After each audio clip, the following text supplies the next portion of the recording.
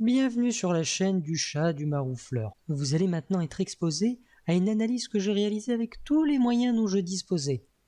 Soit un morceau de chewing-gum, 3 bouts de bois et un trombone.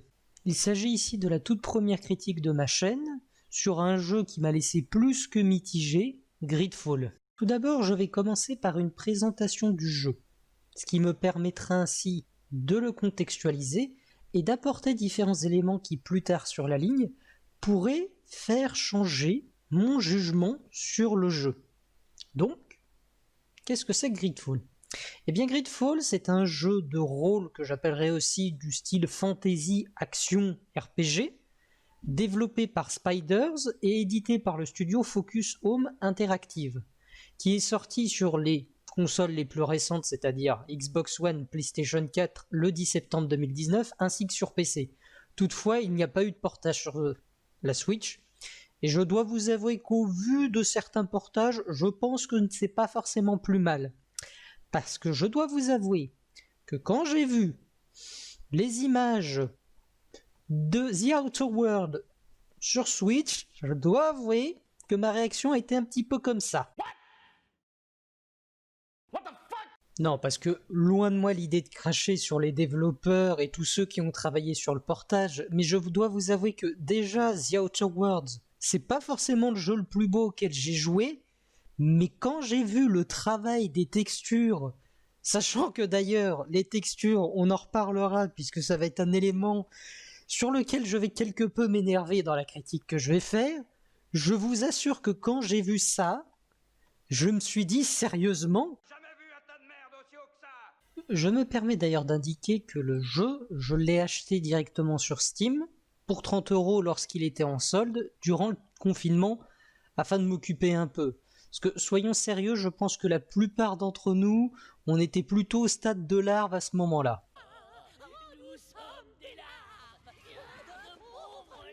Quant à la raison pour laquelle je n'ai pas acheté le jeu plein prix, eh bien, comment dire ? J'aime l'argent. Déjà, premier bon point pour le jeu, il est réalisé par un studio français. Et moi, je dois vous avouer, j'adore ce qui est français. Donc quand je vois un studio qui a quand même les couilles de partir sur ce qu'on pourrait appeler un jeu AA, je ne peux qu'applaudir.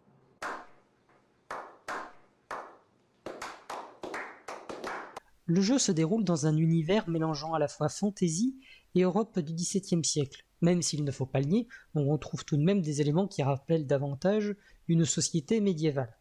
On incarne ici Desardais, un fils de noble qui va débarquer sur la nouvelle île qui vient d'être découverte. Vous vous demandez sûrement, mais qu'est-ce qu'un fils de noble irait foutre sur une île dont on dispose de très peu d'informations ? Eh bien, il se trouve que le royaume dont est originaire Desardais est en train de subir une petite épidémie.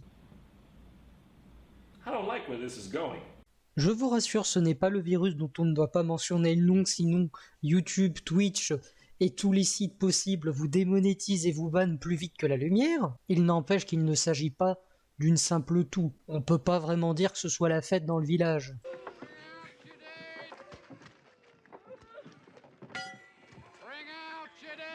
Bien entendu, qui dit terre nouvelle, terre inconnue, vaut aussi par la même occasion autochtone et natif. Les parallèles sont assez faciles à faire, le jeu aura souvent tendance à appuyer son discours sur l'expropriation des populations qui étaient déjà présentes sur le territoire. Vous pouvez faire les parallèles que vous voulez entre les empires coloniaux, les États-Unis, etc. Votre personnage aura aussi comme mission de tenter tant que possible de faire preuve de diplomatie entre les autochtones et les différentes factions colonisatrices. Sachant que, très sincèrement, certaines factions vous donneront envie de leur foutre une bonne grosse baffe. Hey, t'aimes bien les omelettes ? Tiens, je te casse les œufs.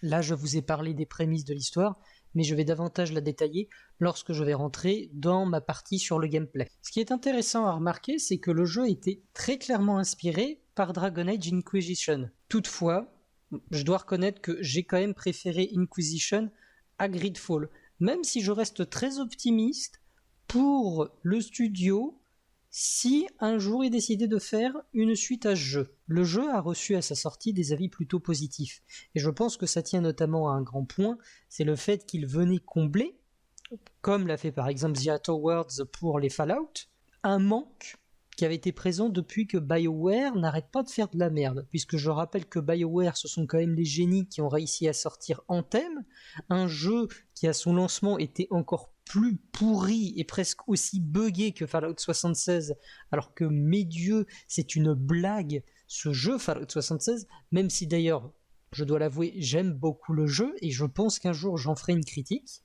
Mais tout de même, il faut avoir un certain talent pour avoir réussi à se chier à ce point sur les genoux. Alors moi, il m'épate. Mais bon, je pense que cet aparté a duré suffisamment longtemps. Revenons sur le principal, le gameplay. Le jeu est un mélange d'action, de fantasy et de RPG où vous contrôlez, comme je l'ai indiqué, un noble dénommé De Sardet.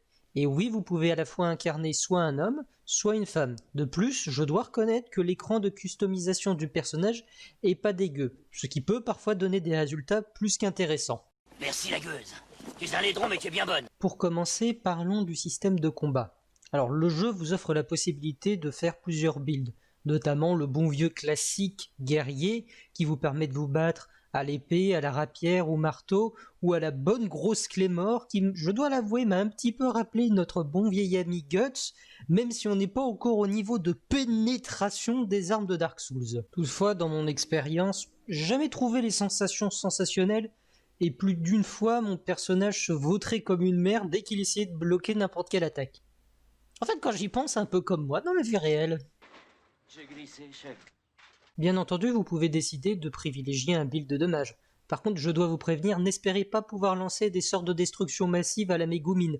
Donc on oublie des sorts de ce type.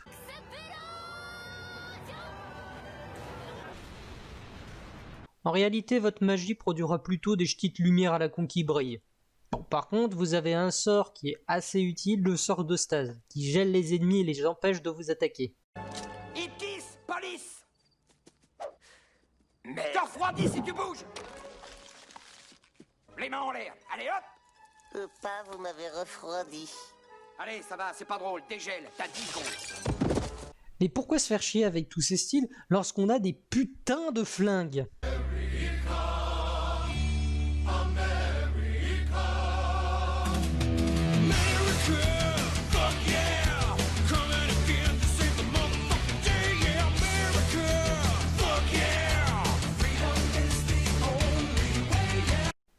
Cependant, ces styles, bien entendu, ne sont pas immédiatement accessibles. Comme tout bon RPG qui se respecte, Gridfall dispose d'un système d'expérience à gagner et de points à dépenser dans plusieurs menus afin d'améliorer votre personnage et de pouvoir déchaîner votre vraie puissance.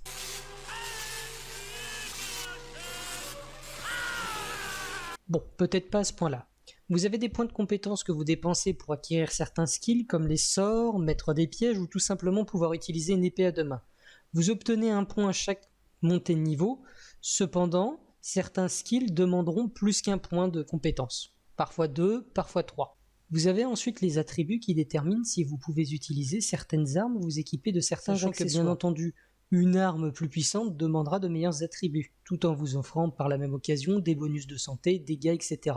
Donc si vous êtes un mage, il faudra mettre des points en constitution, si vous ne voulez pas techniquement vous retrouver à poil en plein combat. Pour finir, vous avez les talents, qui viendront un peu épicer l'aventure. Vous avez la bonne vieille capacité de crocheter les coffres, même si généralement les PNJ n'en ont juste rien à cirer, ou alors ils sont impressionnés par la taille de vos couilles de les piller directement sous leurs yeux. Et peut-être même les deux d'ailleurs quand j'y pense. Tout le monde s'en branle, moi le premier. Vous pouvez tenter de convaincre les personnes dans de grandes envolées lyriques qui généralement se résument à ça. Pourquoi vous faites ça?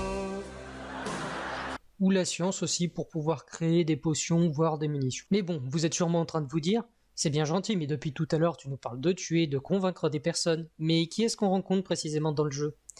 Eh bien, durant l'aventure, vous rencontrerez 6 factions. Vous avez la Congrégation des Marchands.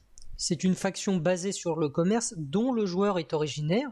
En résumé, vous pouvez la voir comme une sorte de Venise coincée entre deux gros empires qui sont en train de se mettre sur la gueule et dont la situation est peu enviable. D'autant qu'en parallèle, elle est la nation la plus touchée par la nouvelle maladie, la malicore. On est dans la merde. Je te jure, on est dans la merde. Est-ce que je panique, moi? Ensuite, vous avez les nôtres, c'est la faction des marins. On vous explique dans le jeu qu'ils sont soumis à des rituels, qu'ils sont attachés à leur navire.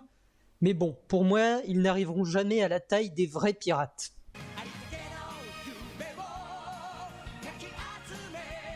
Puis la garde du denier, qui est une faction que j'ai du mal à définir, puisque c'est à la fois un mélange de mercenaires, de forces de l'ordre, mais qui ne répond qu'à elle-même et qui est complètement corrompue, et qui utilise des fois de manière complètement disproportionnée la force. Oh bordel de merde! Cette faction, c'est la police américaine? Oh merde, j'aurais peut-être pas dû faire cette blague. Ah! Retournons-nous vers le dieu YouTube et lui demandons si ça passe. La blague est valide. Ensuite, Télémée, c'est une faction ultra-religieuse qui est en conflit avec l'Alliance du Pont. Mais bien entendu, faction ultra-religieuse qui promeut la paix et l'amour du prochain. N'est-ce pas? Hérétique! Au bûcher! C'est le bûcher! Et oui, malheureusement, car comme toute faction religieuse dans un jeu vidéo, elle est complètement intolérante, la plupart de ses membres sont absolument tarés et ne demandent pas une conversion plutôt pacifique des natifs de l'île. En réalité, toute la faction, quand j'ai joué au jeu, très clairement, je les voyais comme ça. Abjure ta foi en Belzébuth, et tu mourras pardonné. Mais tu ne comprends pas le français, tête de veau! L'Alliance du Pont, qui est une faction davantage basée sur la science, donc, dans ce cas précis, en opposition avec Télémée, et qui a un style plutôt moyen-oriental. On pourrait se dire qu'avec les tarés religieux de l'autre côté, on aurait affaire à des scientifiques parfaitement raisonnables et respectant les règles de l'éthique. En fait, non. Et oui, certains membres de cette faction n'en ont juste rien à carrer de l'éthique et sont plus préoccupés par la réussite de leurs expériences. Pour finir, nous avons ceux qui sont désignés comme les natifs, c'est-à-dire la faction qui comporte toutes les tribus de Tyr Freddy, et qui sont on ne peut plus enthousiasmés par la nature et par leur île, même si des fois, ça vire un peu à l'obsession. My flowers are beautiful! Your flowers are not beautiful! My flowers are beautiful! Vos flowers sont intacts! En tout cas, je vous rassure, vous ne partirez pas seul à l'aventure. Parce qu'en effet, dans ce jeu, les compagnons sont une vraie réussite de la part de Gridfall. Parce que les compagnons fonctionnent vraiment, et vous n'avez pas juste l'impression de vous taper des PNJ qui n'en ont rien à cirer de ce qui se passe autour d'eux. Effectivement, ils interviennent dans les discussions, mettent leur grain de sel, et s'ils entendent quelque chose qu'ils n'aiment pas, ils n'hésiteront pas à le faire remarquer. Les compagnons interviennent réellement au sein des conversations, et c'est très agréable parce que ça donne l'impression d'un véritable échange entre à la fois vous, vos compagnons, et la personne avec qui vous discutez. Pour ce qui est du combat, je dirais que les compagnons sont semi-utiles. Ils n'ont pas un impact majeur dans la résolution des affrontements. Par contre, j'étais toujours attristé lorsqu'ils refusaient d'effectuer le rôle dans lequel ils brillaient le plus, celui de bouclier humain. Ça m'a rendu très désappointé. Et voilà, je suis très désappointé. En général, j'ai trouvé les compagnons plutôt moyens. Leur histoire n'était pas forcément des plus intéressantes, à l'exception d'un ou deux au niveau de leur personnalité, et surtout un au niveau de sa voix qui m'a juste fait éclater de rire. Ceux qui ont joué au jeu, je pense que vous savez lequel je suis en train de parler. Après cette page positive, il est temps pour moi de parler du sujet qui fâche, et qui m'a passablement agacé durant toute l'aventure, c'est-à-dire l'exploration dans le jeu. En effet, Gridfall a décidé de prendre l'approche de ce que j'aime appeler le semi-open world, c'est-à-dire que ce n'est pas une map unique où vous pouvez aller dans n'importe quel lieu, comme par exemple Skyrim, mais plutôt un lot de zones plus petites que vous êtes libre d'explorer et qui, ensemble, forment un tout. Sauf qu'explorer est un bien gros mot. En réalité, à part quelques morceaux d'équipement ou un hôtel qui vous permet de gagner un point de compétence, il n'y a strictement aucun intérêt à explorer les zones. Chaque détour ne sert à rien. C'est à croire que les développeurs ont réalisé ces zones dans l'objectif de se foutre de la gueule des joueurs qui voulaient explorer. Ah ah ah, je vous ai bien niqué. Après, il est vrai, j'ai peut-être été trop gâté par les jeux récents, notamment Assassin's Creed Odyssey. Mais je dois admettre qu'il m'est maintenant plutôt insupportable de débarquer à un endroit qui d'apparence est vide ou qui semble être le lieu d'une quête, ne rien y trouver, et puis y revenir 5 heures plus tard pour découvrir tout d'un coup que y a l'objet de quête, il y a du pognon, il y a l'arche d'alliance, je sais pas, il y a Dieu, mais bordel de merde, sérieusement, où était tout ce merdier quand je suis passé?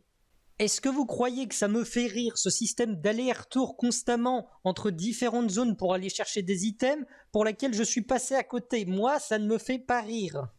Très drôle, bravo! Et est-ce qu'on en parle du nombre de murs invisibles, des endroits que votre personnage ne peut pas traverser, ou de ses capacités de grimper et de descendre les terrains des zones plus que douteuses, ce qui parfois donne limite l'impression d'être dans des couloirs, alors qu'on est en plein air sur une foutue île? Try to sneak through the door, man. Can't make it. Can't make it. The shit's stuck. Out of my way, son! Door stuck! Door stuck! Please!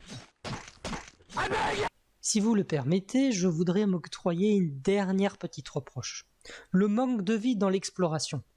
Alors oui, vous faites de temps en temps la rencontre de bestioles qu'il faudra pacifier. Mais je regrette quand même énormément l'absence de conflit entre les factions et le manque d'interaction entre elles. C'est-à-dire que vous allez passer la plupart de votre temps à vous promener dans des décors qui sont très beaux, j'y reviendrai, mais qui sont incroyablement vides, à l'exception des bestioles qui sont présentes. Jamais les deux empires qui sont pourtant en guerre ne vont se battre sur le terrain. Alors j'imagine bien qu'il peut y avoir des raisons scénaristiques, mais quand je vois les deux factions en question ne jamais se mettre sur la gueule, j'ai juste envie de leur hurler. Sortez-vous les doigts du cul! Allez bon, ça y est, j'arrête de me plaindre, on va retourner sur un aspect que le jeu réussit bien, c'est graphisme. Très clairement, le jeu n'est pas un God of War, c'est pas un Last of Us, c'est pas un Zero Horizon Dawn, et en même temps personne lui demande de l'être. Ce serait juste cruel vu le budget du jeu. Le style artistique, lui, est plaisant tout en étant cohérent. Et j'apprécie que les développeurs aient décidé de garder un visuel plutôt normal qui ne part pas dans l'excessif. J'adhère plutôt bien au look des colons, celui de la plupart des personnages, même si la congrégation et Télémée sont un peu trop similaires à mon goût. Pour ce qui est des natifs, je suis quelque peu partagé, certains ont un look très générique, c'est-à-dire que ce que vous aviez imaginé comme peuple natif, proche de la nature, c'est plus ou moins ce que vous êtes représenté. Par contre, d'autres ont un chara-design plus intéressant, notamment ceux qui ont des cornes qui leur poussent de la tête, ainsi que les créatures de l'île, boss compris d'ailleurs. Par contre, je ne sais pas si c'est mon ordinateur qui déconne, mais à chaque fois, durant les conversations, les textures des vêtements des personnages partaient complètement en sucette. Après, bon, ça m'a rappelé ma jeunesse, mes bons vieux jeux de PS2, mais sérieusement, c'est quoi ça, un bug? Surtout que dans les discussions, on zoome sur les personnages, donc c'est encore plus évident. Vous pouvez le dire si le temps vous manquait pour finir de coder le jeu. Eh, grouillez-vous, le jeu il sort dans 2 heures!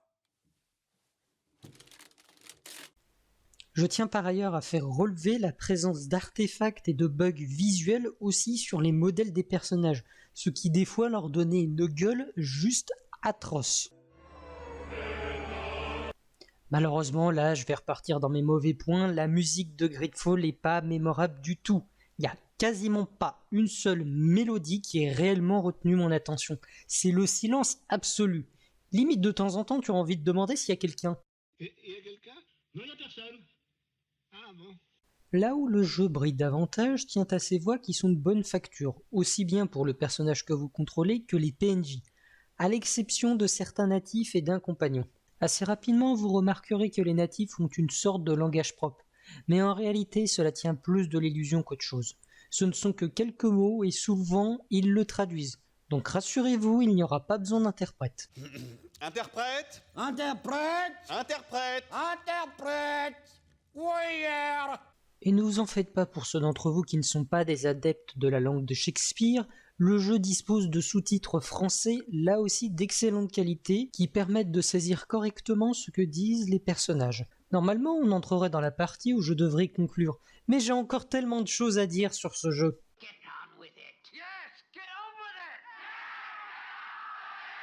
Ça va, j'ai compris, il faut que je conclue cette vidéo qui est déjà assez longue, et je ne suis pas forcément entré dans les détails, je suis pas méchant, je vous laisse quelques surprises. J'imagine que vous vous interrogez sûrement, le jeu vaut-il la peine que je l'achète?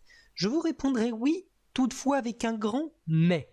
Le jeu clairement ne vaut pas les 50 € qu'il demande. Le prix que j'ai payé lors des soldes, 30 €, me paraît plus raisonnable comme tarif de base. Si je devais résumer Gridfall, je parlerais d'un jeu qui a de bonnes bases, mais qui ne les exploite jamais assez profondément. Les décors sont beaux, mais l'exploration n'est pas récompensée. Les voix sont de bonne facture, mais les musiques sont insipides. Et pour le combat, il est juste moyen, à l'exception des armes à feu qui sont très bien retranscrites dans leur impact et leur puissance. D'ailleurs, j'aimerais mettre une recommandation personnelle vis-à-vis du combat. Selon moi, les deux développeurs ont deux voies devant eux. Soit ils partent plutôt du côté de la série des Souls et des Monster Hunter, avec un jeu qui punit des actions irréfléchies, où il ne suffit pas de mâcher le bouton d'attaque comme un idiot pour gagner, avec une certaine lourdeur dans les actions du personnage, et qu'à chaque erreur, on sente réellement une punition. J'ai mal. J'ai beau être matinal, j'ai mal. Ou alors d'aller davantage dans un système à la Dragon Age Inquisition où le personnage a beaucoup plus de liberté de mouvement, le saut, le sprint, ce qui rendrait les combats beaucoup plus dynamiques et spectaculaires. Ok, j'ai compris, j'ai fait une aparté qui est beaucoup trop longue. Mais je voudrais juste faire une toute petite dernière remarque. Pour tout vous dire, pendant que je jouais au jeu, j'avais comme une impression de déjà-vu. Et en jetant un coup d'œil à ma librairie Steam, j'ai compris. Gridfall me rappelle The Surge. Alors oui, je comprends que la comparaison est complètement fumée, et que l'un d'entre vous est en train de se dire que j'ai fumé le mauvais shit. En termes scientifiques, on appelle ça une grosse connerie. Ne vous en faites pas, j'explique. The Surge, comme Gridfall, est un jeu qui avait de bonnes bases mais qui ne savait pas les exploiter. Le jeu avait un visuel correct, une direction artistique intéressante, un gameplay reprenant la série des Souls avec une excellente idée de démembrement, mais parallèlement il avait un level design plus que basique, des environnements plutôt chiants, pas de musique mémorable, un manque de liberté quant au build que l'on pouvait réaliser avec notre personnage, et un grand manque de qualité et de quantité vis-à-vis des boss. Et pourtant, au miracle, la plupart des problèmes ont été corrigés par la suite. J'avais pas mal apprécié The Surge premier du nom, mais The Surge 2 est une suite juste excellente. C'est un très bon jeu, et si d'ailleurs vous avez l'occasion, n'hésitez pas à le prendre. En soi, Gridfall est un bon jeu, même s'il est bourré de défauts. En lui-même, il contient des qualités indéniables et il vient combler un manque de bons RPG dans le style de Dragon Age Inquisition. Et vu que EA et BioWare ont pas l'air de vouloir se bouger le cul à faire une suite, j'apprécie que d'autres développeurs décident de se lancer dans l'arène.